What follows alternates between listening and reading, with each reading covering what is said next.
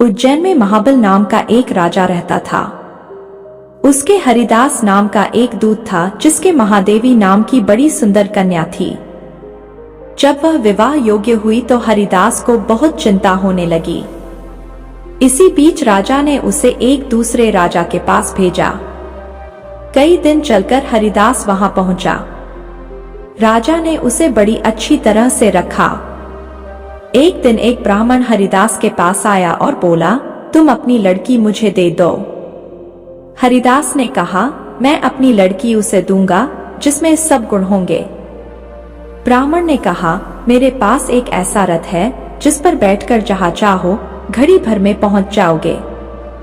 हरिदास बोला, ठीक है, सवेरे उसे ले आना। अगले दिन दोनों रथ पर बैठकर उज्जैन आ पहुंचे।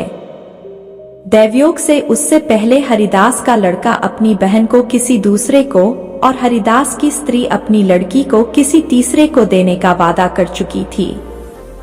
इस तरह 3 वर इकट्ठे हो गए। हरिदास सोचने लगा कि कन्या एक है, वह 3 है।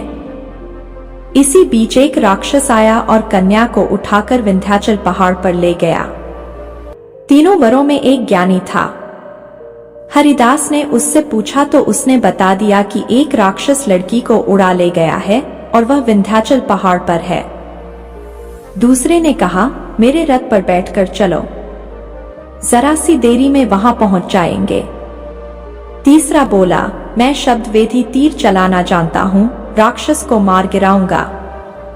वे सब रथ पर चढ़कर विंध्याचल पहाड़ पर पहुंचे और राक्षस को मारकर लड़की को बचा लाए। इतना कहकर बेताल बोला, हे राजन, बताओ वह लड़की उन तीनों में से किसको मिलनी चाहिए? राजा ने कहा, जिसने राक्षस को मारा उसको मिलनी चाहिए, क्योंकि असली वीरता तो उसी ने दिखाई। बाकी 2 ने तो मदद की। राजा का इतना कहना था कि बेताल फिर से उसी पेड़ पर जा लटका। राजा वापस गया और बेताल को पकड़ कर ले आया। दोस्तों, इस कहानी से आपने क्या सीखा, कमेंट करके जरूर बताएं।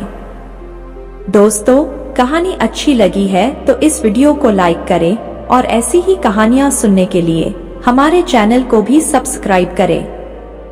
धन्यवाद।